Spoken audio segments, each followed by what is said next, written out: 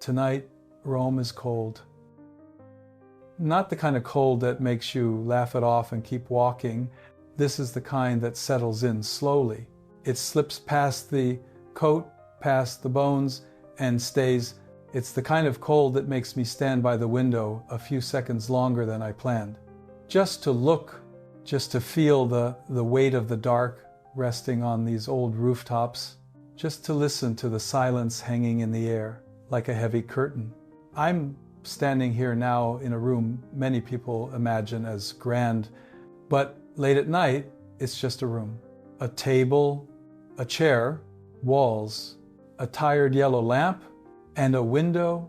This window faces west, toward you, toward America. I don't need a map to know that direction. I just close my eyes. I listen to the wind brushing against the glass. And in my mind, I hear another wind, the wind off Lake Michigan, the Chicago wind, the kind that cuts straight through you, the kind that runs along the lakefront, through brick buildings, and into your face like an honest reminder. Don't pretend you're stronger than you are. There were nights in Chicago when I was just a regular man, walking fast, hands in my coat pockets, collar pulled up, no crown, no balcony, no crowd waiting for words, just footsteps on a frozen sidewalk, and the smell of the lake, cold water, metal, a trace of smoke in the air, like the city had just exhaled. Tonight, Rome makes me miss Chicago. And I wonder if you're standing by a window too, not a Vatican window, a kitchen window, a bedroom window, a car window, while you sit in a grocery store parking lot, not quite ready to go home. A window in a quiet apartment where the ticking of a wall clock is loud enough to get on your nerves. Silence comes in different forms. There is the silence of peace, and there is the silence of something that's been neglected for too long. I'm holding something small in my hand right now. You won't see it in official photos. It doesn't shine. It doesn't impress anyone. But I keep it close because it connects me to home. An old watch. It's been with my family through years when people didn't talk much, but they worked hard. My father's generation. Men who grew up when the smell of war still lingered in the distance. Men who believed love wasn't something you announced, it was something you did. I remember my father's hands. Small cuts, worn nails, hands marked by work, oil, wood, effort. He didn't speak in poetry. He showed love in very American ways, fixing what was broken, filling the gas tank before my mother asked, handing his coat to someone else before thinking about himself. This watch makes a soft ticking sound, barely audible, but in the quiet of the night, I hear it clearly. Tick, tick, a reminder that time keeps moving whether we're looking at a screen or not.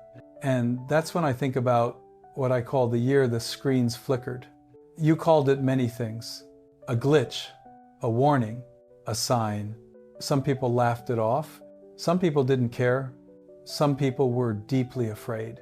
I want to talk about it not to scare you, but to ask a question you may have spent all year avoiding. In the summer of 2025, words like solar storm, strong levels, warnings started showing up. Most days, nothing dramatic happened. But then things wobbled. Just a little. GPS wasn't always certain. Internet service slowed or dropped in places. It wasn't the end of the world. It wasn't darkness swallowing everything. It was something far more unsettling. Moments when screens stopped being reliable. And what I noticed was this. What truly disturbed people wasn't inconvenience.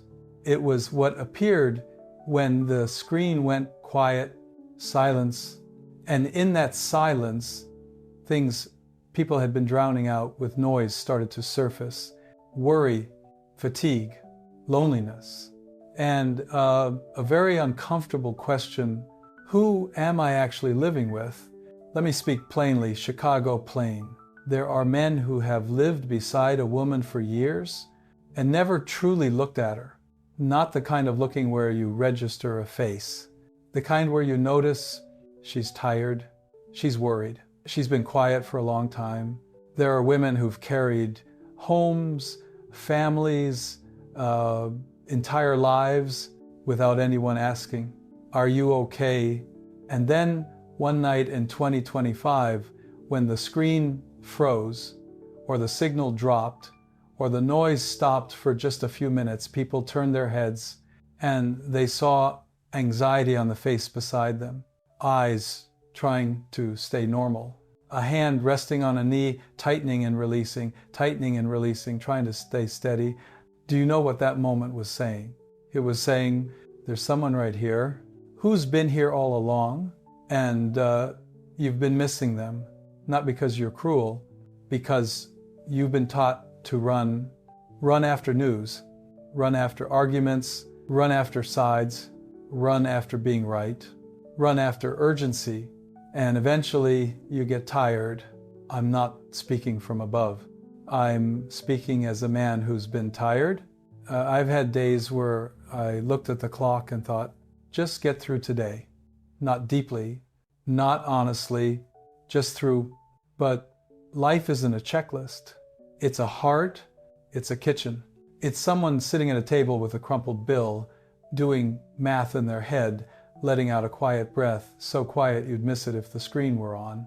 I want you to remember 2025 not through headlines. I want you to remember it through something small. A kitchen, the light on, a cold cup of coffee, an electric bill, an insurance letter, a half-written note, a grocery bag still sitting in the corner, and then the phone doesn't load. No news, no alerts. Just the hum of the refrigerator, the ticking of a clock, the breathing of the person across from you. Do you remember in that moment, what did you see? Darkness, or the face of the woman beside you that you hadn't really seen in a long time. And if no one was beside you, what did you see then? An empty chair, a quiet room, a loneliness you hadn't let yourself name. That's why I say 2025 wasn't the end of the world. It was the year many people were forced to disconnect long enough to notice how alone they'd become. What breaks my heart isn't the flicker. It's that when the screens came back on, many people never looked up. They sighed in relief and kept running. I don't condemn that. I just ask you something. What are you running toward? If you're running past the people who love you, there's an American saying, if it ain't broke, don't fix it. But hearts don't break all at once. They break quietly, through silence, through people sitting together in separate worlds, through questions that disappear. How was your day? Are you tired? Are you scared? Are you okay? Those questions don't cost money. They don't need Wi-Fi. They only require courage. That's what 2025 demanded. The courage to stop, to listen, to speak honestly. I stand here in Rome, but I'm speaking to you the way I spoke to neighbors back home. To a man in Chicago who smiled out of habit until I asked, "Are you okay?" He blinked, looked down, and said, "I don't know anymore." I heard that sentence often in 2025, not because Americans became weaker, because Americans became exhausted by noise, by constant reaction, by endless urgency. But hear me, not everything requires a response. Not everything needs a side. Not everything demands speed. Some things need a chair pulled out, someone sitting down, a slow sentence, a hand resting on the table, doing nothing, just being there. That's why I keep this watch, because what matters never arrives as a notification. It doesn't buzz. It doesn't flash red. It arrives like a ticking sound. Soft, steady, faithful, and if you're never still, you won't hear it. Tonight, I want you to be still for a moment, not to be afraid, but to notice. If you're alone, don't mistake silence for a verdict. Silence can be a place where God enters quietly, like wind, like a thought that says, "I'm still here." And if someone is beside you, someone who has waited, endured, loved quietly, I want you to look at them as if it's the first time. Really look, because what 2025 was trying to say wasn't the world is ending. It was saying your heart has been asleep. I don't know what you did when the screen went dark, but I know what you can do now. It's small, ordinary. When this ends, set the phone down. Exhale. Say one simple sentence. Hey, are you okay? And if you're alone, say it to yourself. Hey, I'm here. Tick, tick. Time keeps moving, but it isn't your enemy. It's an invitation back to what's real, to the kitchen, to hands, to eye contact, to presence, and to God who never needed a signal to find you. Tonight, Rome is cold, but it reminds me of something Chicago taught me. When the wind is strongest, survival isn't about running faster. It's about finding solid ground.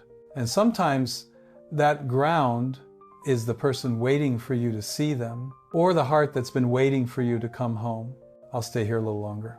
Looking west toward America, listening to the silence not as fear, but as a beginning. Because after silence comes the thing we've avoided naming. Division, but not tonight. Tonight, just listen, just look, and remember the moment the screen flickered, and ask yourself, what did I see? And what do I want to see from here on out? After silence comes the thing we avoid naming. Division, not the kind you can point to on a map, not the kind you can fix with a new app, a new slogan, a new argument. I'm talking about the kind that shows up at the kitchen table. It shows up in the pause before someone answers. It shows up in the way a person clears their throat. It shows up in the way a family member says, let's not talk about it. And everyone knows exactly what it is. January came in hard this year. In America, January is always honest. The air doesn't flatter you. The sky doesn't pretend. Whatever's broken in you, the cold finds it. And in January of 2025, it wasn't just the weather that felt sharp. It was the country. It felt like the whole nation was holding its breath, waiting for the day, waiting for the moment, waiting for the next spark. Inauguration Day came, and with it came something I've heard from many of you in many different words. I'm tired. Not angry, tired. Not passionate, exhausted.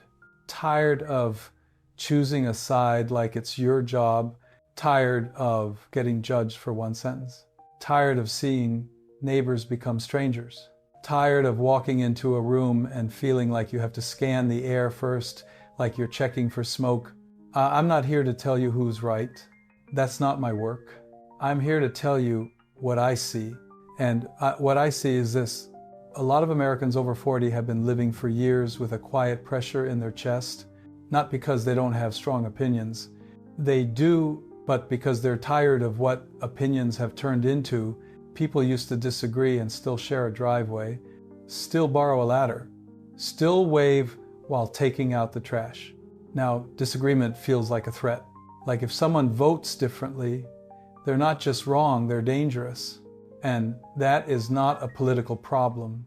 That is a human problem. It's a soul problem. It's what happens when people stop seeing each other as complicated, wounded, hopeful, stubborn human beings and start seeing each other as symbols. And symbols don't get hugged. Symbols don't get forgiven. Symbols don't get invited back to dinner, but people do, or at least they should. I want you to picture something, a Sunday afternoon in Chicago, a baseball game, White Sox. It's not glamorous. It's not a movie scene with perfect lighting. It's real life, cheap seats, sun that comes and goes, the smell of hot dogs and beer, someone yelling something they shouldn't, someone laughing anyway. I remember men arguing about a pitch like it was a court case. That was outside. No, it wasn't. You kidding me? That ump needs glasses. Voices raised. Hands waving. A little heat in the air. And then 2 innings later, those same men are sharing peanuts. One of them taps the other on the shoulder and points at the scoreboard like, "Can you believe this?" And they laugh together. Do you understand what that means? It means they were allowed to be human. They were allowed to be wrong, allowed to be loud, allowed to be emotional, and still they belonged. That spirit, where did it go? Somewhere along the line, America forgot the difference between an argument and a war. And when you treat every conversation like a war, you don't just lose the conversation, you lose the home, because home is where you're supposed to be safe enough to be imperfect. But in 2025, I've heard from many of you that home has started feeling like a courtroom. The table is set, but nobody relaxes. Someone brings up groceries. Someone mentions gas prices. Someone sighs about the news and suddenly the air changes. Forks move slower. Someone stares at their plate. Someone tries to joke. And there's that familiar line, "Let's not do this." Do you know what that line really means? It means, I don't trust us to stay loving. It means, I'm scared this will turn into something that can't be unsaid. That is not strength. That is grief in disguise. Because when a family is afraid to speak, it's not peace. It's a ceasefire. And a ceasefire can end any minute. So I'm going to say something very plain. Division is not just about politics. Division is what happens when people are afraid. Afraid they're being replaced. Afraid they're falling behind. Afraid they can't keep up. Afraid they'll get sick. Afraid they'll run out of money. Afraid they'll need help and no one will come. Fear turns into anger, and anger, when it sits too long, turns into identity. That's when a person stops saying, I believe this, and starts saying, this is who I am. And then any disagreement feels like an attack on the self. So the volume goes up and the love goes down. That's the exhaustion I'm talking about. The exhaustion of a country that doesn't know how to exhale anymore. I've seen it in the letters. I've heard it in the voices. I've felt it in the long pauses before someone says what they really mean. And it's not just emotional, it's practical, it's money. It's the weight of daily life, because in 2025, people aren't just debating ideas. They're doing math on the kitchen table quietly. They're looking at receipts and wondering how basic things got so expensive. They're watching their savings like a person watches the sky for storms. They're staring at a retirement account, 401, pension, whatever name it wears, and they're not asking, will I be rich? They're asking, will I be okay? That's not greed, that's survival. And when survival feels uncertain, people get sharp. They snap faster, they forgive slower, they assume the worst.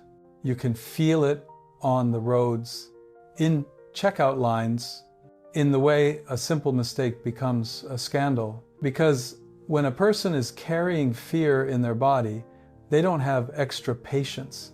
They don't have extra gentleness. And then in August, America marked 90 years since Social Security became law. 90 years. That should be a moment of gratitude. A moment where a country looks at its elders and says, you will not be abandoned. But for many of you, that anniversary didn't feel like a celebration. It felt like a question mark. It felt like someone standing in a room full of people and saying, softly, what if the lights go out? You don't need to be an economist to feel that. You feel it when you hear a neighbor say, I'm not sure what I'll do if, and their sentence trails off. You feel it when you visit someone older and you notice how careful they are with the thermostat, how they cut coupons, how they apologize for asking for help. You feel it when a person who worked hard their whole life starts calculating groceries like it's a battle plan. And I need you to hear me clearly. That kind of insecurity is not what human dignity is supposed to look like. Long before any of our modern arguments, there was a simple moral truth that the church has repeated in many ways. A working person deserves to rest. A person who gave their strength deserves peace in their later years. A society that forgets that becomes cruel. And cruelty always comes dressed as efficiency. It always calls itself reality, but it is still cruelty. One of my predecessors, Leo XIII, wrote about the dignity of labor, about the responsibilities of society, about the moral duty to protect people from being crushed by greed. I'm not bringing this up to lecture you. I'm bringing it up because some of you have been quietly believing a lie. That your anxiety is a personal failure. That your fear means you didn't work hard enough. That if you're struggling, you must be weak. No. Sometimes fear is not a sign of weakness. Sometimes fear is a sign that the system around you has gotten hungry. And hunger, whether it's in a person or in a society, makes people bite. So you see how this connects. When money feels tight, people get tribal. When the future feels uncertain, people cling harder to identity. When they feel powerless, they grab for control any way they can. And politics becomes the loudest place to grab, so they shout. And then they go home and sit in silence again. I want to say something that might sound strange coming from Rome. America is not just divided by ideas. America is divided by fatigue, by the slow, steady draining of hope. And when hope drains, people get suspicious. They stop assuming goodwill. They start assuming manipulation. And then every neighbor becomes a potential enemy. That is how a country tears itself apart without a single explosion. Quietly, at the table, on the phone, in the heart, and then on top of all of that, nature showed up like a mirror, fire and water.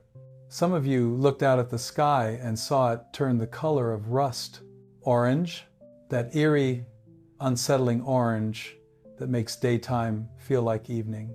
The kind of sky that makes you stop and say, this doesn't look right. Wildfires out West California and the Southwest, burning in ways that felt relentless.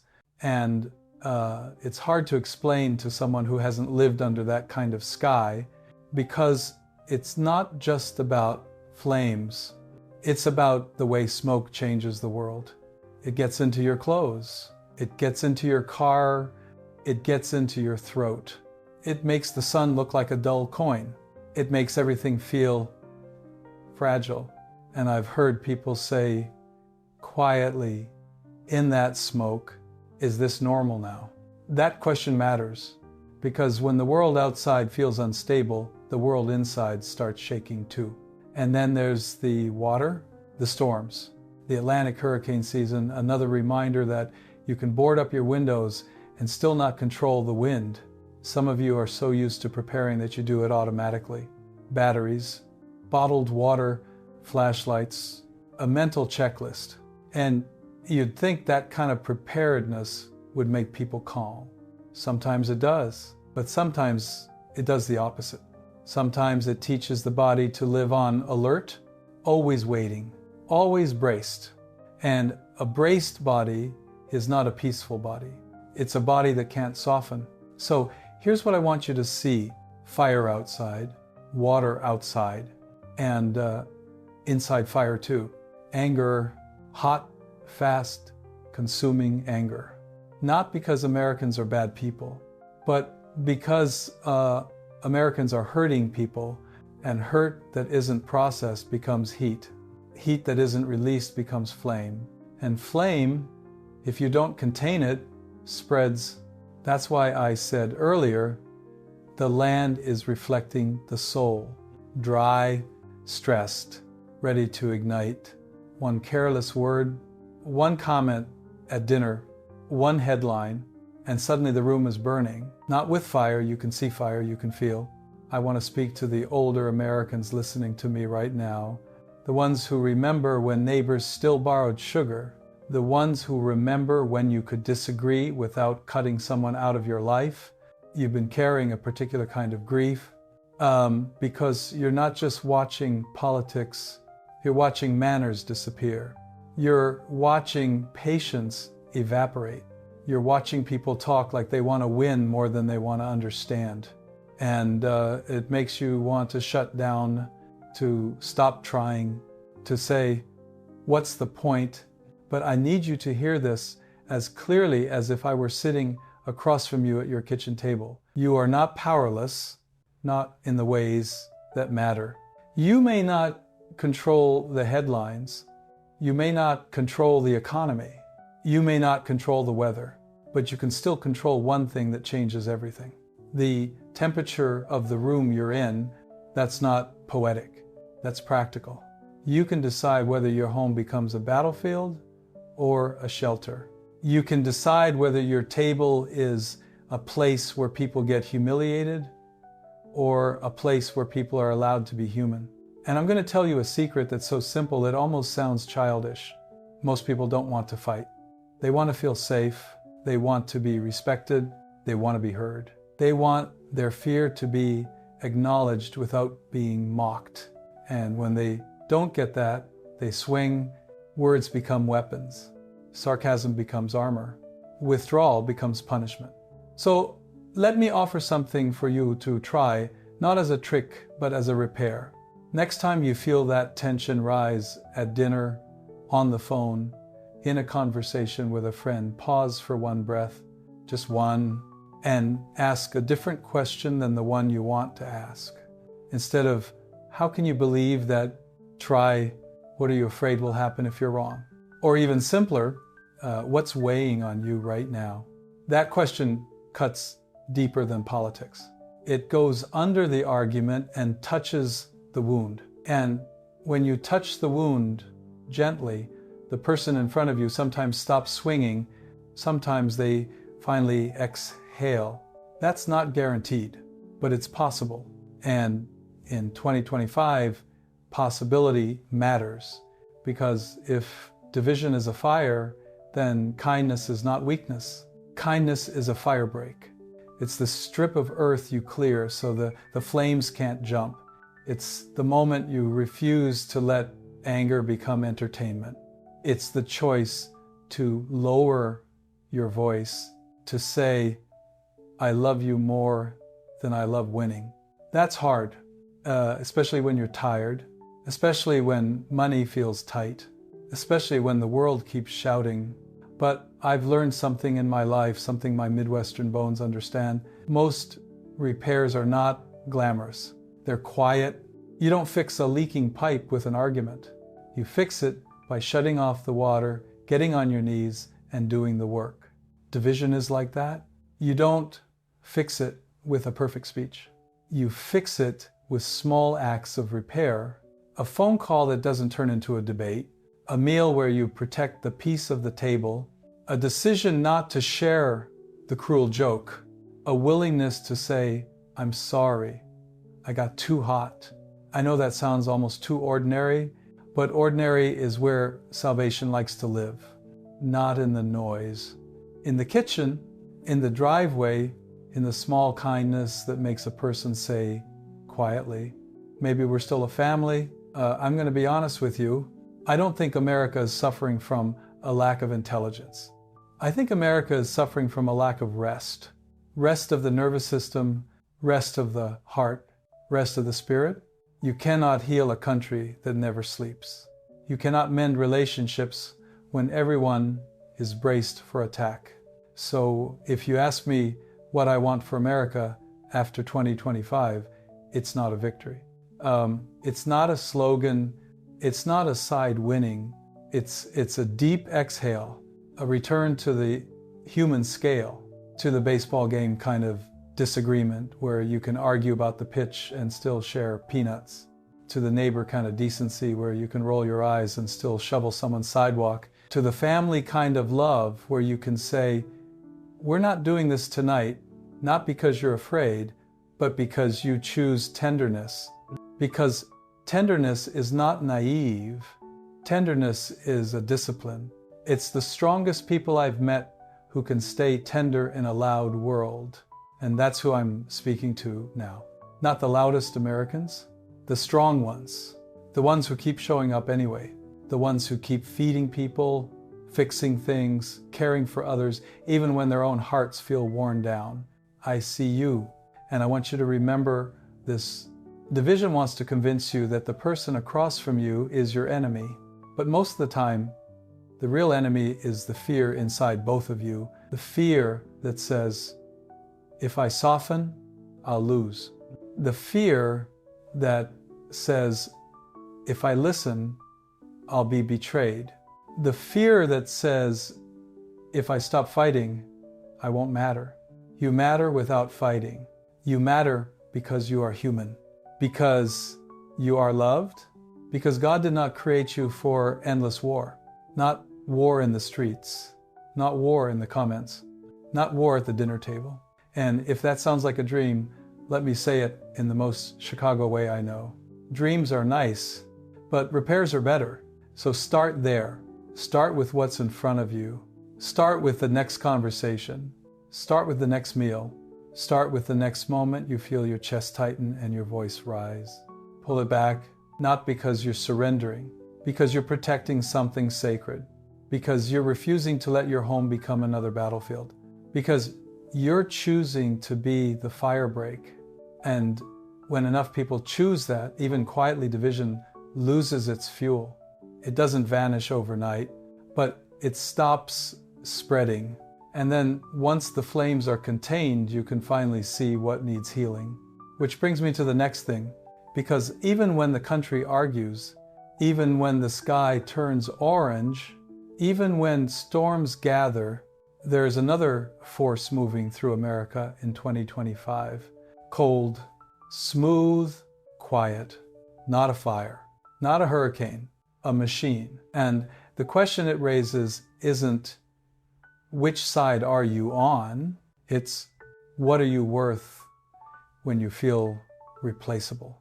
That's where we're going next. There's a sound you learn to recognize when you've lived around real work. A furnace kicking on, a sump pump humming in the basement, a washing machine changing cycles, a refrigerator motor doing its steady little job at 2 a.m. It's not loud, but it's constant.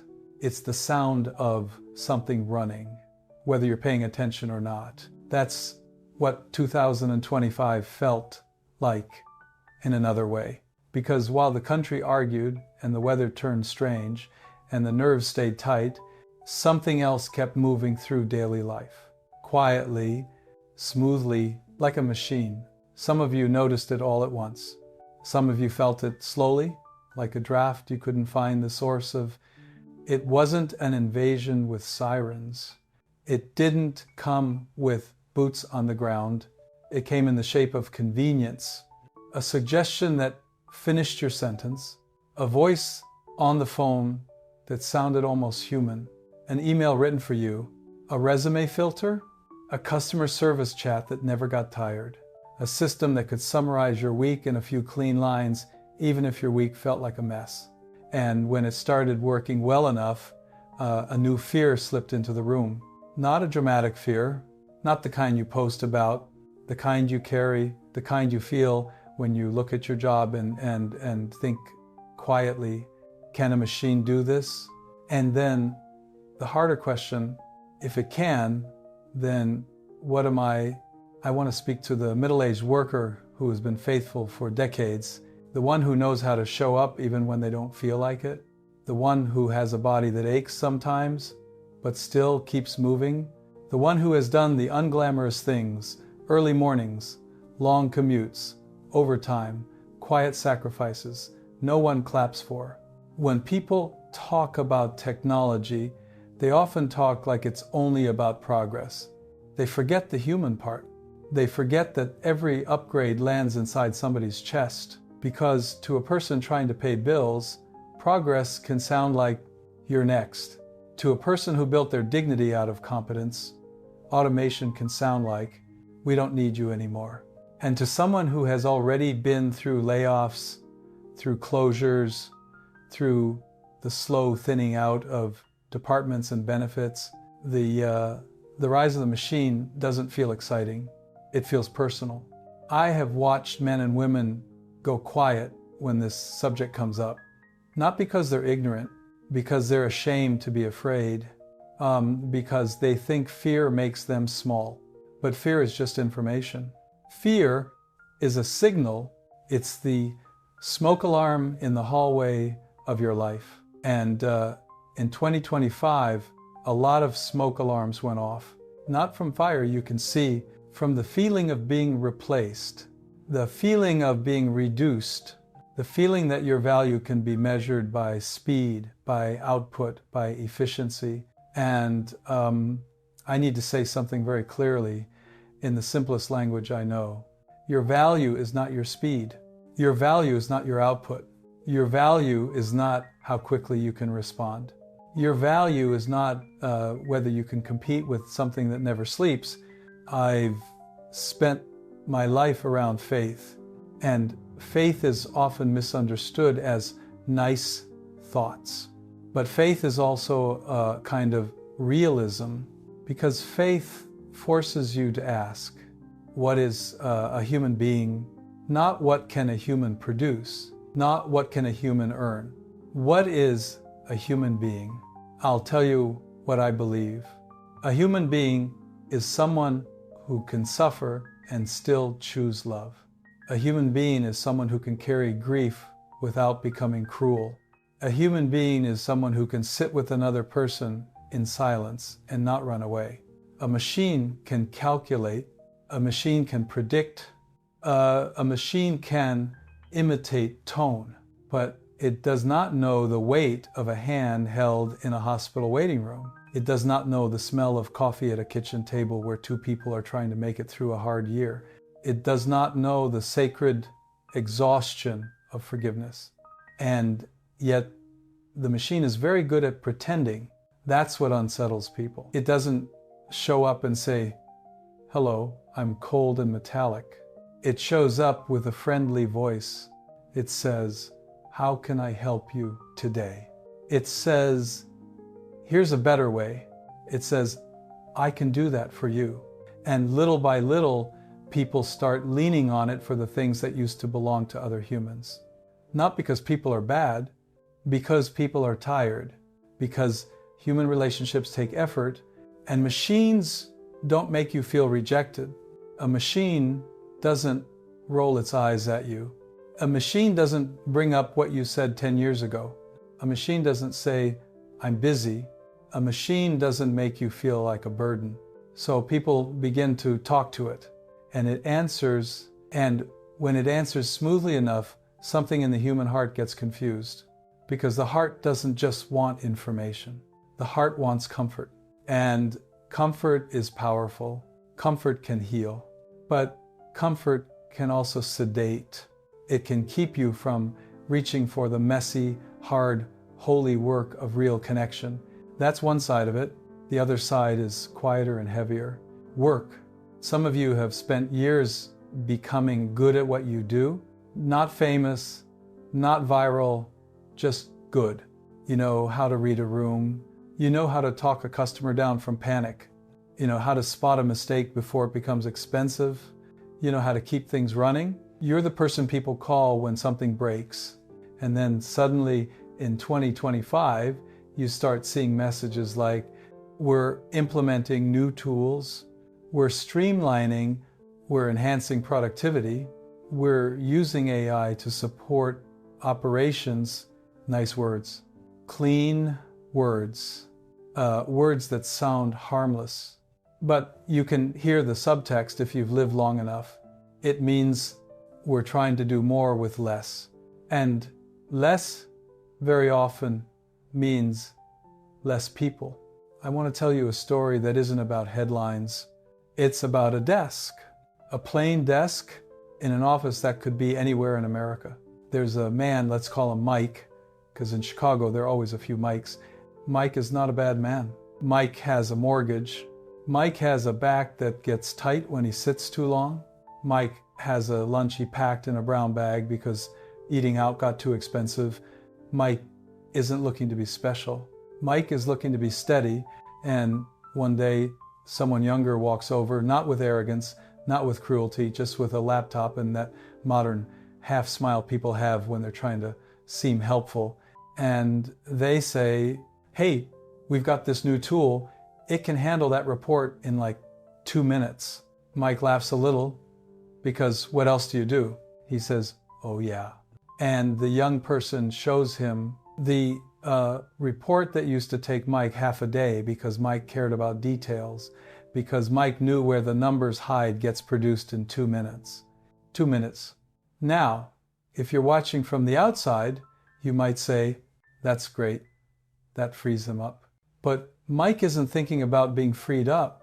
Mike is thinking, if this thing can do what I do in 2 minutes, then what am I for? That's the wound. It's not the technology itself. It's the way it makes a person feel invisible, replaceable. And the cruel irony is that the very people who kept the world running quietly, faithfully, are often the ones who feel most threatened when the world gets optimized, because they weren't doing it for applause. They were doing it for dignity, for responsibility, for love. So when the machine comes, it doesn't just challenge their paycheck. It challenges their identity. And identity is not something you can replace, not without pain. Now, let me say something to you that I've learned in the church and in life. The machine wants you to think your worth is functional, that you're worth what you can do. But God does not love you because you are useful. God loves you because you are you. And I know that can sound like a soft religious phrase. So let me put it in a Midwestern way. If your best friend got sick and couldn't work anymore, would you throw them away? If your spouse lost their job, would you say, well, your value dropped, so I'm out? Of course not, because we know deep down humans are not tools. Humans are not appliances. Humans are not machines. And yet we live in a culture that treats people like they're supposed to be efficient. We live in a culture that treats rest like laziness. We live in a culture that treats slowness like failure. We live in a culture that treats aging like a defect to be hidden. So when the machine arrives, it finds a world already trained to measure worth by performance. That's why it fits in so easily. It slips into a life that's already running too fast, and then it speeds it up even more. Some of you felt that speed in 2025. The emails got shorter, the expectations got higher, the response time got tighter. People started saying, just use the tool, as if the tool could carry the weight of a human decision, as if a tool could replace the quiet wisdom that comes from years of mistakes and learning. A machine can give you an answer, but it doesn't know the cost of an answer. It doesn't know what happens after you click send. It doesn't sit up at night thinking, did I hurt someone? It doesn't have a conscience. And that's where I want to bring you into a deeper truth, because I've seen the church adopt tools too. We use data, we use systems, we use organization. Of course we do. A world this big needs structure, but I need you to hear this. Data does not cry. A spreadsheet does not pray. An algorithm does not repent. A machine does not forgive. And if you put machine logic in charge of human life without wisdom, without conscience, without love, you don't get a better world. You get a colder one. This is what I mean when I say the machine. It's not just technology. It's a mindset that says, if it's measurable, it matters. If it's efficient, it's good. If it's fast, it's right. If it's profitable, it's justified. That mindset will eventually chew through anything sacred. It will chew through marriage. It will chew through friendship. It will chew through neighborhoods. It will chew through the human soul, because the soul is not efficient. Love is not efficient. Grief is not efficient. Healing is not efficient. Forgiveness is not efficient. But all of those things are real, and reality is not always optimized. There's another irony I saw in 2025. We live in a time where people can connect instantly. A message across the country in a second, a call across the ocean like it's nothing. We have the technology to speak to almost anywhere, and yet people don't know how to speak to the person sitting 10 feet away. Some of you can send 30 messages a day and still feel unseen. Some of you can scroll for hours and still feel lonely. Some of you can join 100 groups and still feel like nobody really knows you. That's not because the world lacks communication. It's because the world lacks presence. And presence is the one thing a machine cannot give you. A machine can imitate attention, but it cannot offer itself. It cannot risk rejection.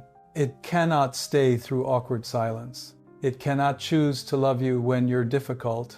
It cannot hold your story with tenderness. So I want to ask you a question that might sound strange.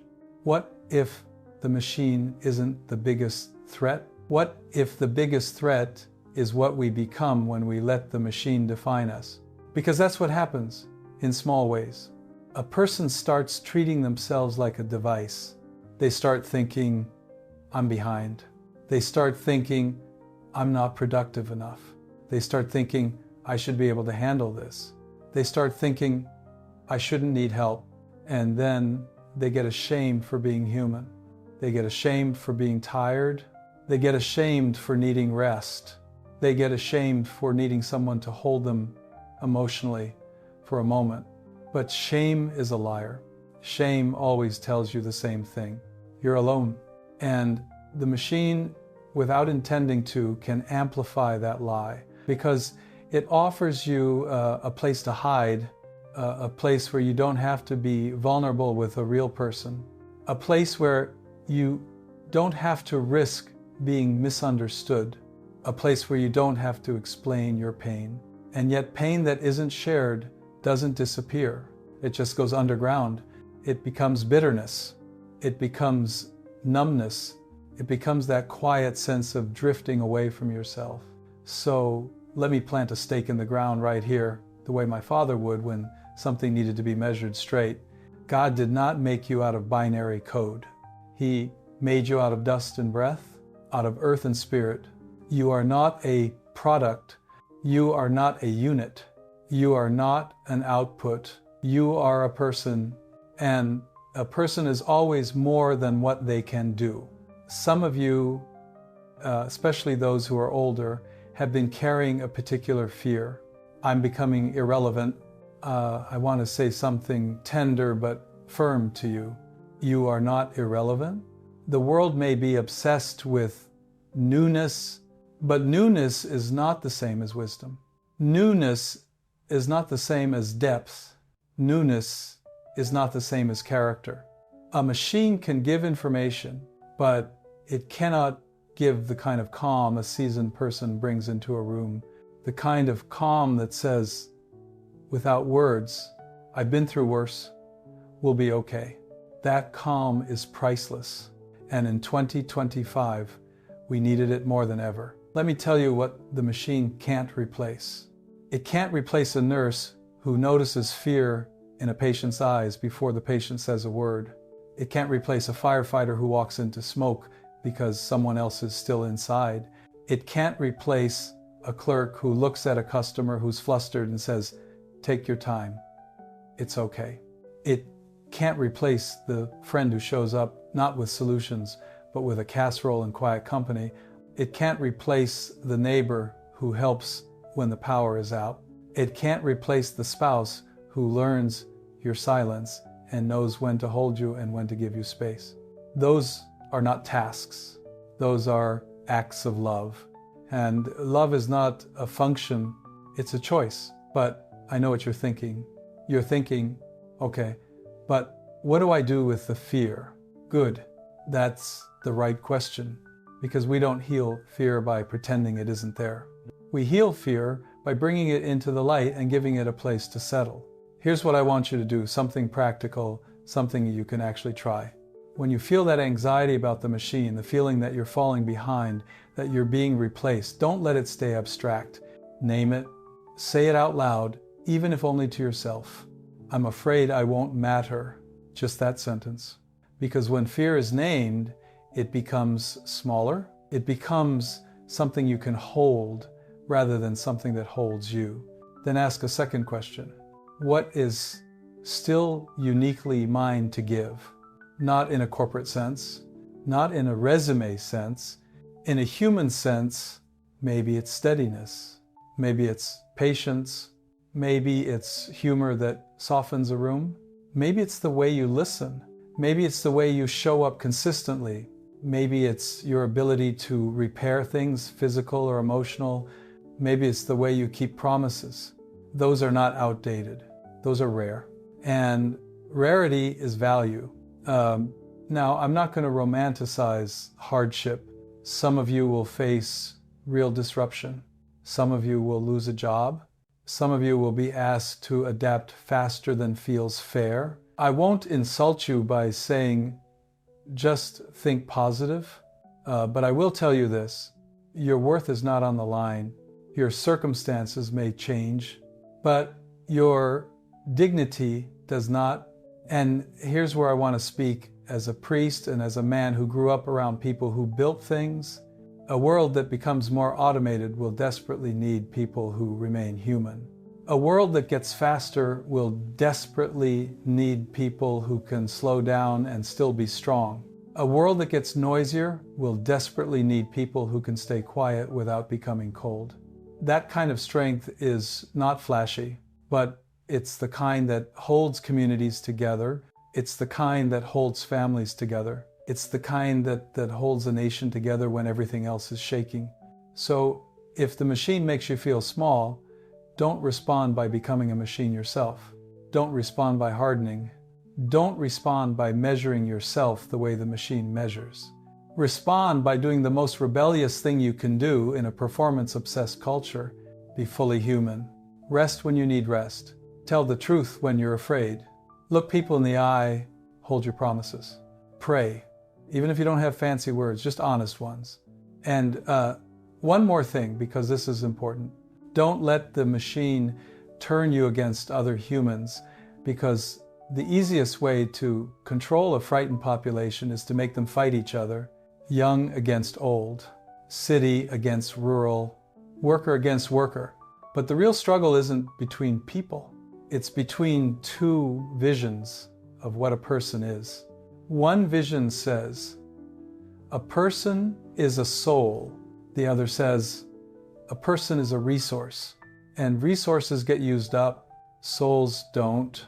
Souls endure. Souls grow.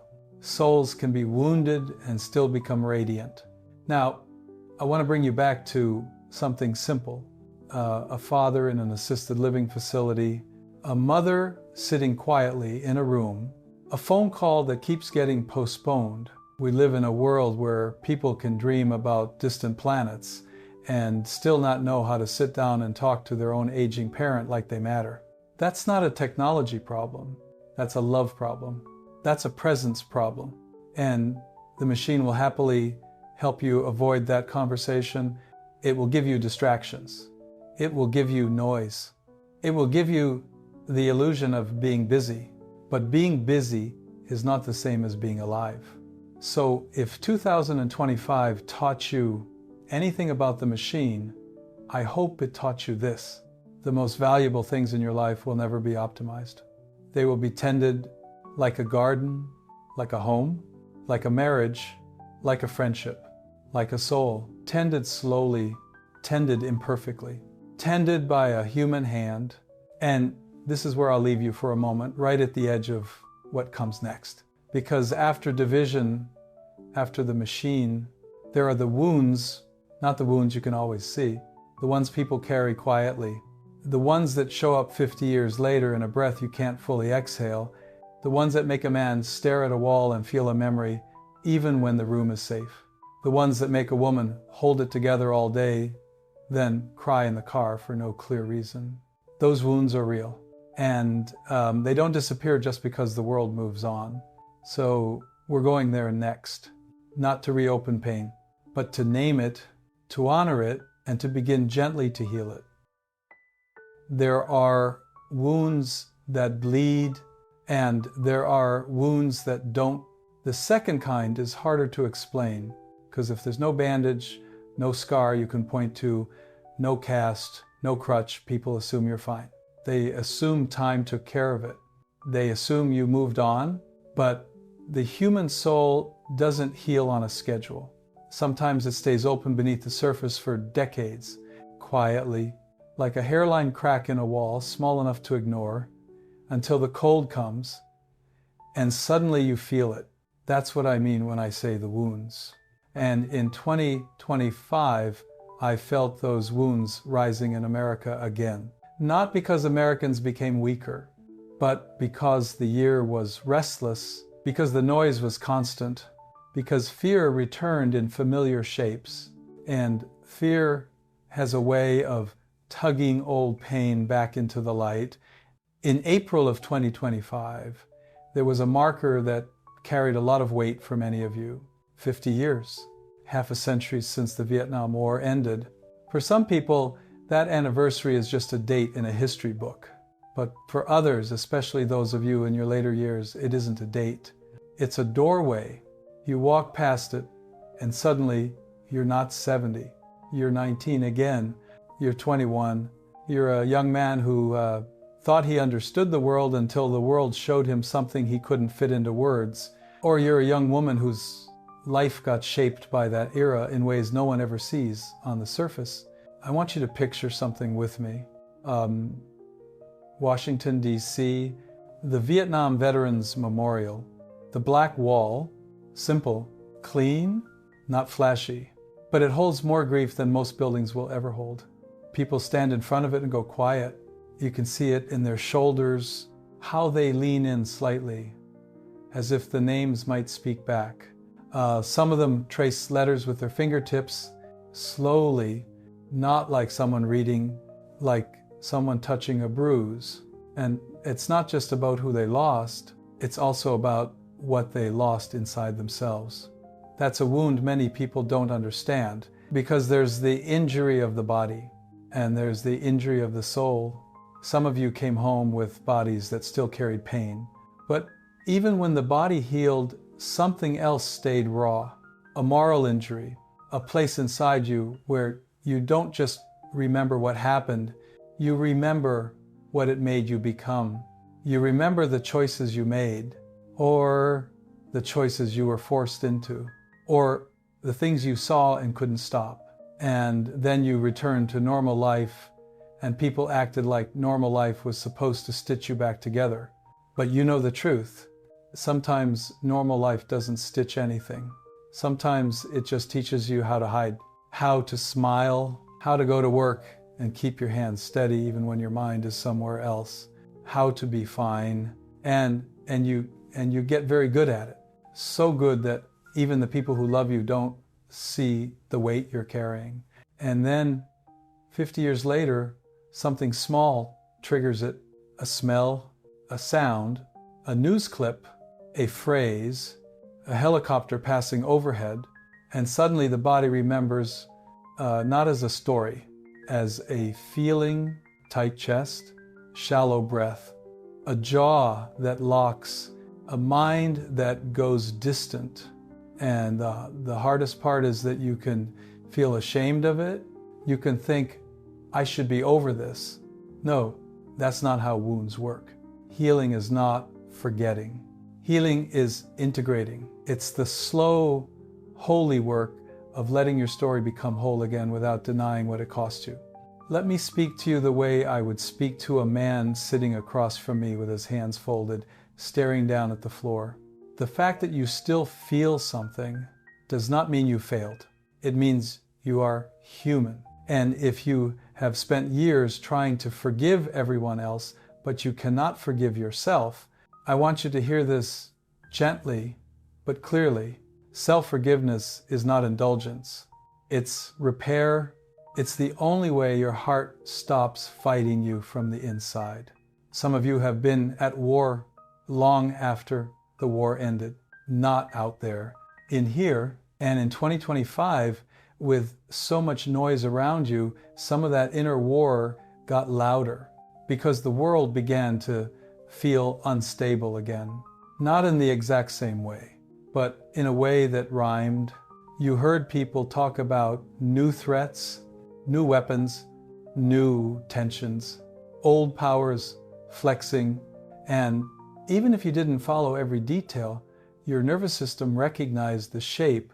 It recognized the posture. It recognized the chill, because if you grew up during the Cold War, you remember what it's like to feel the world could turn hard overnight. You remember the drills, the warnings, the feeling that adults were carrying a secret fear they never fully named. And then in late 2025, words started showing up again, words that carried a particular kind of weight: hypersonic, escalation, new missile systems, a new name drifting into the air like an unfamiliar shadow, Oreshnik. Now, I'm not going to feed your anxiety with details. That's not what this is for. I'm not here to paint pictures that steal your sleep, but I will acknowledge what many of you felt when you heard those kinds of stories. A familiar tightness, a memory of an old fear returning in a new suit. And here is where I want to offer you something steady. Weapons change, politics change, headlines change. But God is not built out of headlines. God is a rock. Not a rock you throw, a rock you stand on.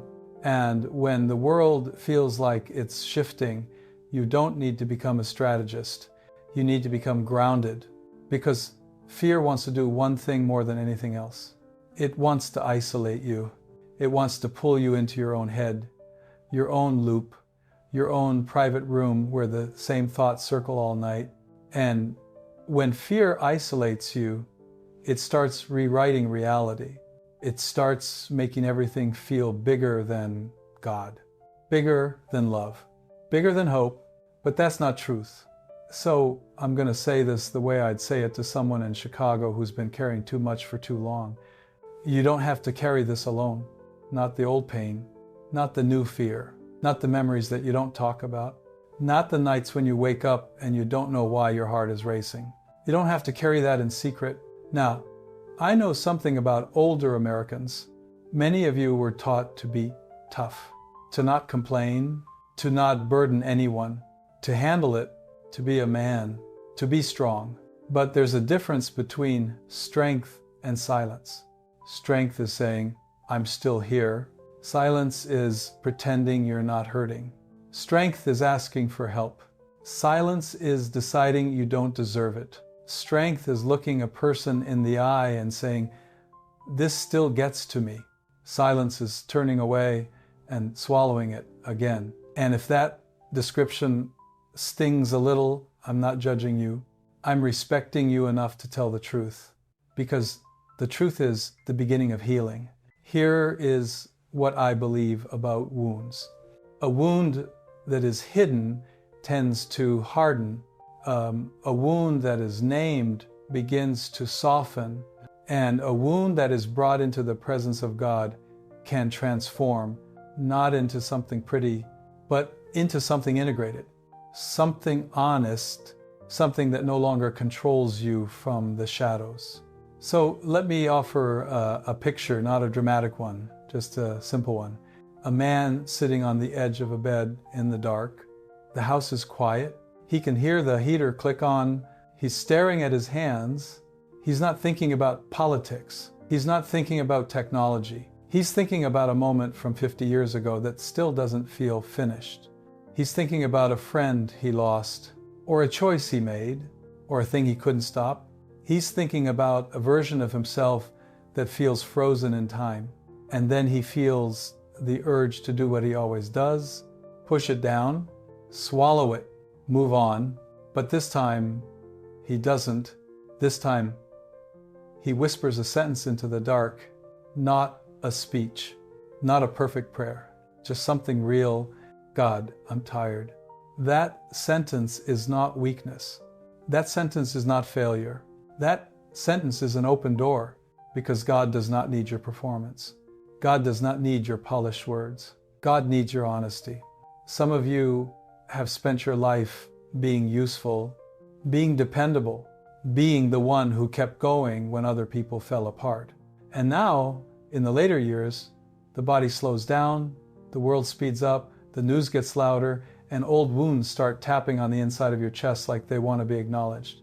If you're hearing me right now and you feel that tapping, I want to tell you something with respect. It's not too late to heal, not too late to forgive, not too late to let someone in, not too late to stop living as if you have to pay for your peace with silence. Because peace isn't a reward for the perfect. Peace is a gift, and a gift can be received. Now, I want to speak about forgiveness because it's one of the most misunderstood words in the world. Forgiveness is not pretending nothing happened. Forgiveness is not calling evil good. Forgiveness is not excusing what should never have been done. Forgiveness is releasing your soul from the job of carrying hatred. It's saying, I will not let this keep poisoning me. And here's the part people don't say enough. Sometimes the person you most need to forgive is yourself for not surviving the way you wish you had, for the things you did to get through, for the things you couldn't do, for the words you said, for the words you didn't say, for the way you came home and became quiet, for the way you pushed love away because you didn't know how to let it reach you. Listen to me. God is not surprised by your wound. God is not disappointed by your trauma. God is not standing over you with crossed arms saying, figure it out. God is near enough to sit beside you in the dark, near enough to hear the prayer you can barely form, near enough to hold your heart when you can't hold it yourself.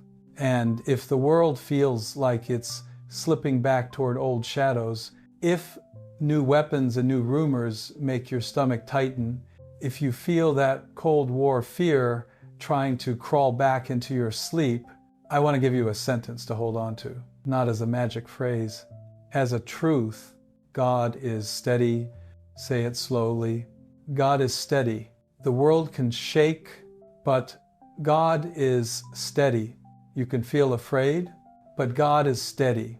You can have memories that still hurt, but God is steady. And because God is steady, you don't have to be made of stone. You are allowed to be tender. You are allowed to grieve. You are allowed to admit that something still hurts. Tenderness is not the opposite of strength. Tenderness is what strength looks like when it has been healed. So as we move through this restless year, I want you to notice something. The wounds in America are not just in veterans.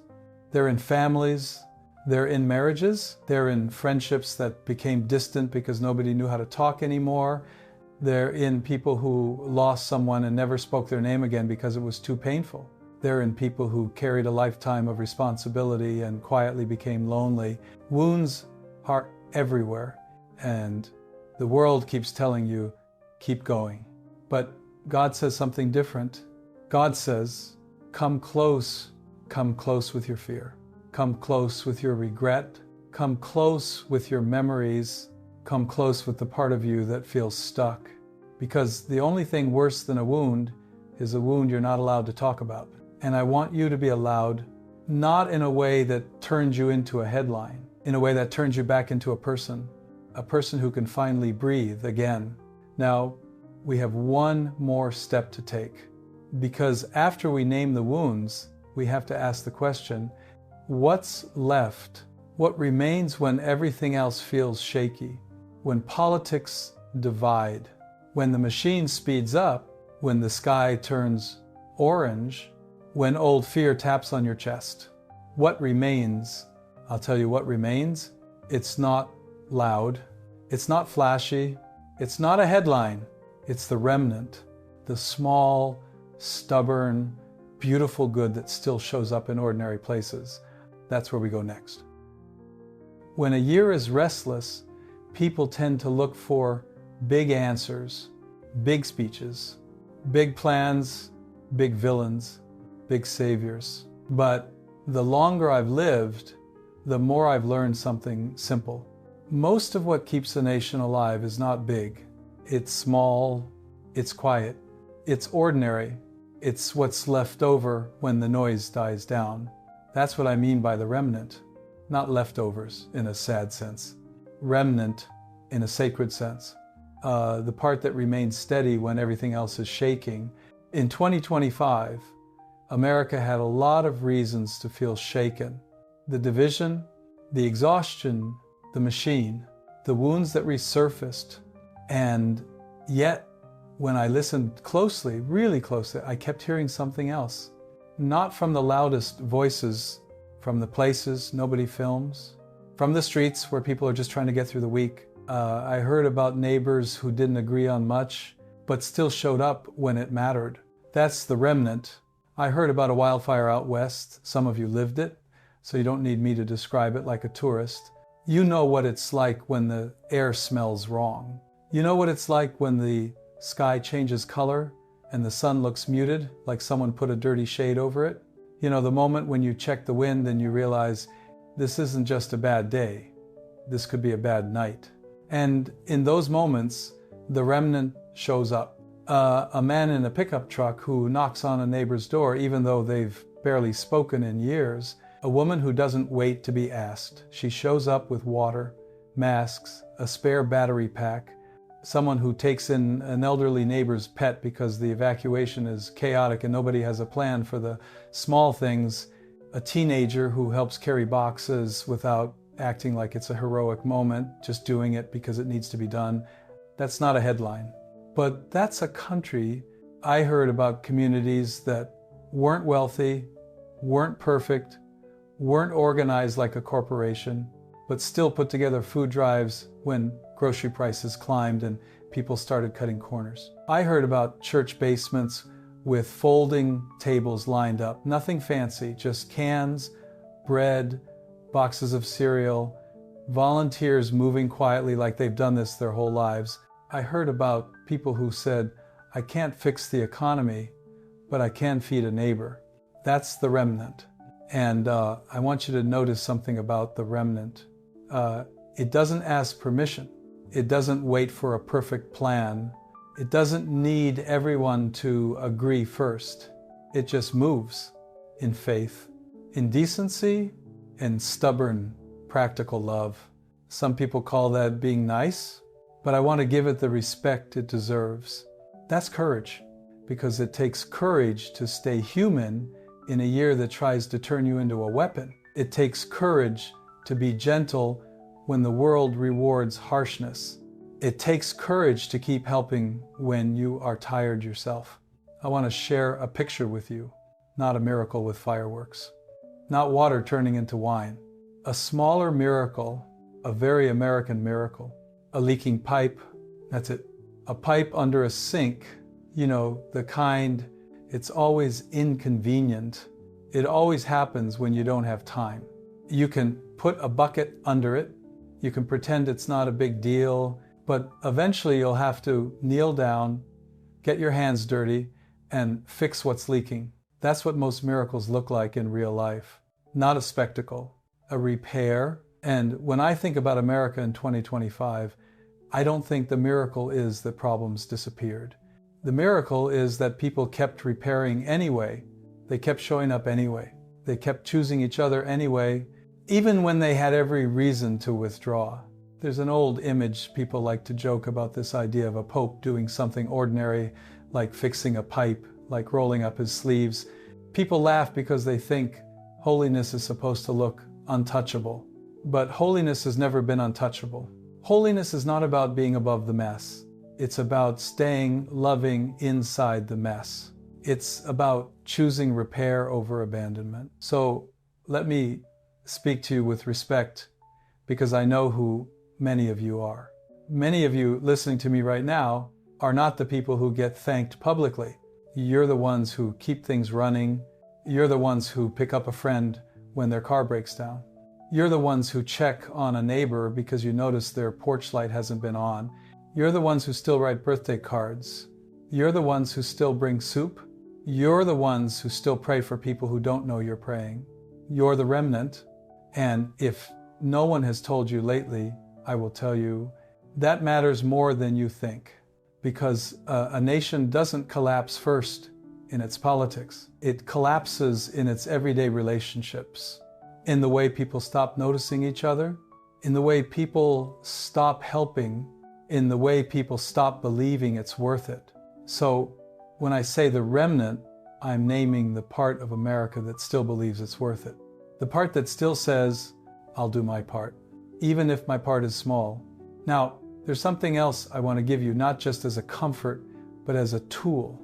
Something I've learned from the spiritual tradition that shaped my life long before I stood on any balcony, a kind of interior strength, a quiet strength, the kind that doesn't need to win arguments to know it's real. Street. Augustine said something that has steadied countless souls across centuries. God is not only above you, God is within you, deeper than your own depth, closer than your own breath. That's not abstract theology, that's a lifeline. Because when the world becomes loud, you start looking for stability outside of you. You start searching for it in the news, in money, in approval, in control. But the truth is, those things shift. They always shift. The stock market shifts, the headlines shift, the public mood shifts, but the interior place, the quiet place can remain. If you learn how to return there, this is what I mean by interiority. A word that sounds like a book, but it's actually a practice. It's the practice of going inward, not to escape the world, but to meet God in the place where you can finally breathe. Because if God is within you, then you are not at the mercy of every external storm. You may feel the wind, but you don't have to be blown apart. Some of you haven't been inside that quiet place for a long time, not because you're faithless, because you've been busy surviving. You've been caring for others. You've been working, you've been carrying a lot. So let me make this practical. Tonight or tomorrow morning, take 2 minutes to sit in a chair, not the couch with the TV on, a chair, set the phone down, put both feet on the floor like you're telling your body you're safe for a moment. Then do something very simple. Inhale slowly, exhale slowly, and say quietly, God, you are here. You don't have to feel fireworks. You don't have to get it right. You're just opening the door. That's interiority. That's the remnant inside of you. Because the remnant isn't only a group of people out there doing good, it's also the part of you that hasn't given up. The part of you that still believes love is real. The part of you that still wants to heal. The part of you that still wants to try again. Even if you've been disappointed, even if you've been hurt, even if you've been lonely, that part is not foolish. That part is sacred. Now, let's lift our eyes one more step forward, because 2026 is coming, and America has a milestone ahead, 250 years, a quarter of a millennium. People will call it the semi-quincentennial, big word. But the moment it points to is simple. America will look at itself and ask, who are we? And I want to tell you what I hope America chooses to be. Not just richer, not just stronger, not just louder, but wiser, kinder, more grounded, more human, because the nation's soul isn't measured by its monuments. It's measured by the way ordinary people treat each other when nobody is watching. It's measured by whether an exhausted person is still helped up, whether a lonely person is still called, whether a frightened person is still comforted, whether a poor person is still respected, whether an elderly person is still honored. That's the kind of rebirth that matters. And here's the good news, because I want you to feel this clearly. America doesn't need to invent that goodness. It already exists. I've seen it. It's in the remnant. It's in the neighbor who knocks. It's in the volunteer who shows up. It's in the nurse who stays gentle on a hard shift. It's in the teacher who keeps caring. It's in the cashier who smiles at a person who looks like they might cry. It's in the older man who has every reason to be bitter, but chooses to be kind anyway. It's in the woman who has carried so much, but still finds a way to be tender. That's not naive. That's strong. That's American and is holy. So if you're listening right now and you feel like 2025 took something from you, I want you to also ask what it revealed. Because sometimes a hard year doesn't just break things. Sometimes it exposes what's real. It shows you who you can still count on. It shows you what you actually believe. It shows you whether your heart is still capable of repair. And if you can still repair, you are not finished. Not even close.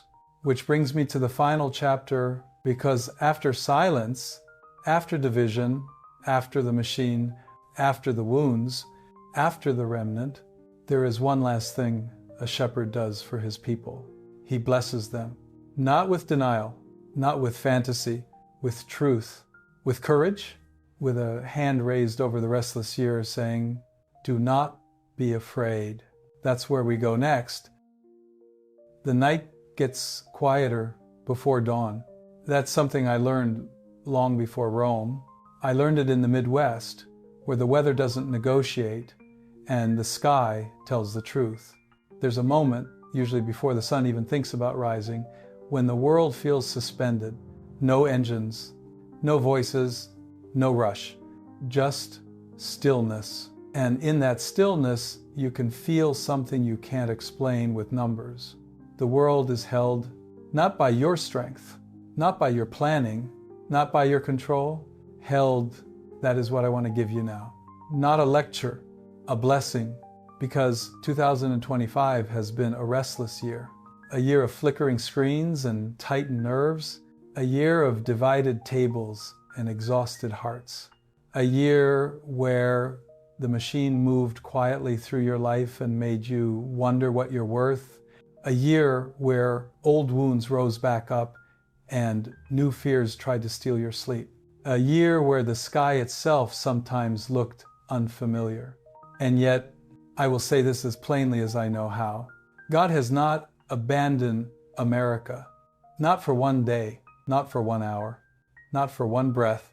Some of you might want to argue with me right now. You might want to say, if God is here, why does it hurt?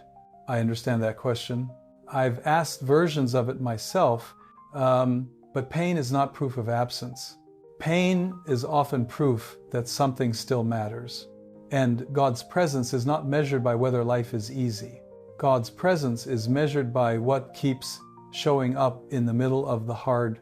So let me tell you what I have seen.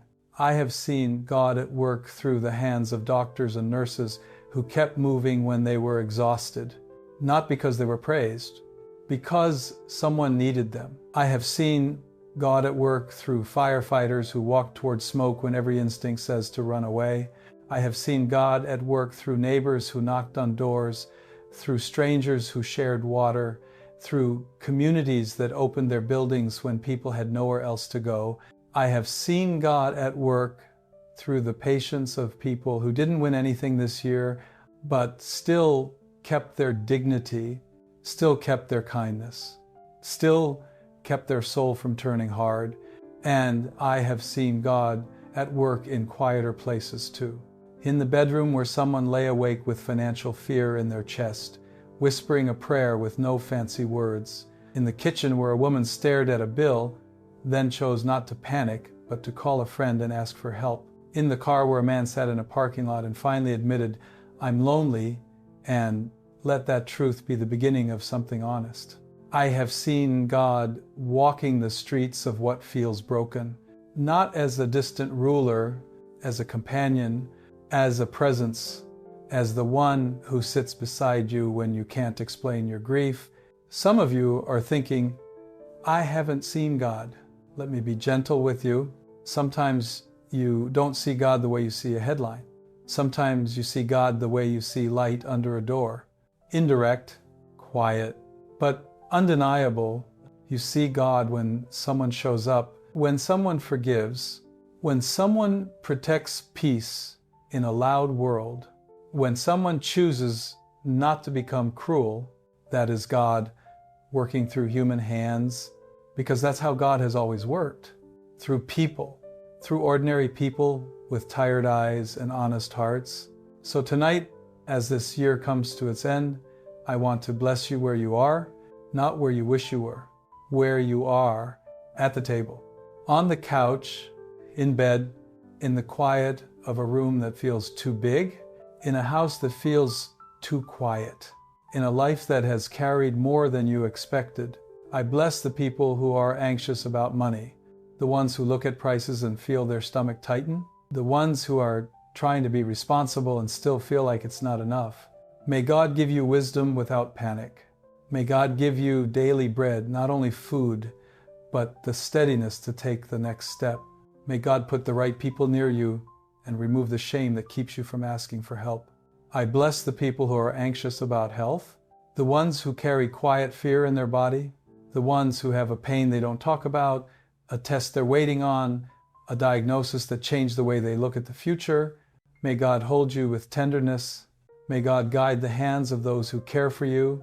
May God give you strength for today and peace for tonight. I bless the people who are anxious about loneliness, the ones who go through a day with a smile and then sit in silence and feel the ache, the ones who do not have the kind of companionship they wanted, the ones who lost someone and still feel the shape of them in the room.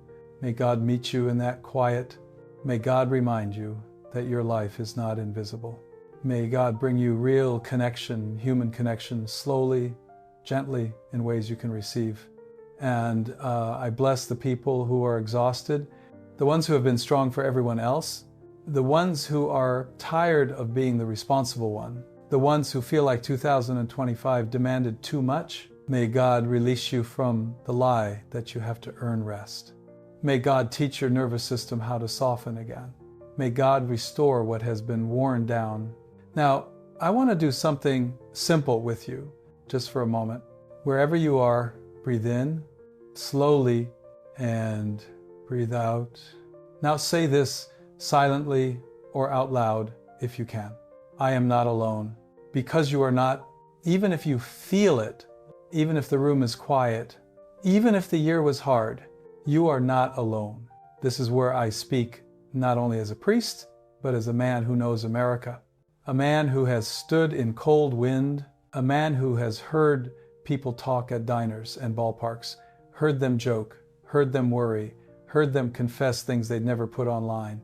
America is not perfect, but America is resilient. And resilience is not loud. Real resilience is quiet. It's showing up the next morning. It's making coffee. It's paying the bill you can pay. It's apologizing when you got too sharp. It's calling your sister, even though it's complicated. It's checking on the neighbor you disagree with. It's refusing to let your heart become a weapon. That's resilience. And I want to honor it. I want to honor the way you have held on. Now, imagine with me, just imagine, a balcony, a city below, the bells of Rome echoing against old stone, and my hand raised not as a symbol of power, but as a sign of care. But I'm not only looking at a crowd in a square. In my heart, I'm looking west, straight through the night, toward living rooms and kitchens across America, toward the person who is listening with their shoulders slightly tense, as if they're used to bracing, toward the person who doesn't cry easily, but feels their throat tighten anyway, toward the person who was wondering if the next year will finally be kinder. And I want you to feel this as personally as it's meant. May the Lord bless you and keep you. May the Lord make his face shine upon you and be gracious to you. May the Lord lift up his countenance upon you and give you peace. Peace in your mind, peace in your home, peace in your body, peace in your sleep, peace that is not denial, peace that is not numbness, peace that can exist even when life is imperfect, because God is steady.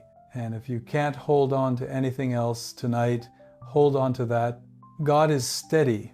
Now, one last word, because I don't want you to step into the new year the way you stepped into the old one. Not braced, not clenched, not scanning for danger. Step into it with this quiet courage. Look up from the screen, look at the person near you, and if no one is near you, Look at your own life with compassion. You made it through a restless year. You are still here. And that means something. So as the year turns, I raise my hand in blessing and I say to you softly, firmly, like a father who wants his family to sleep, do not be afraid. Hold fast to faith. And remember this, you will never walk alone. Happy New Year.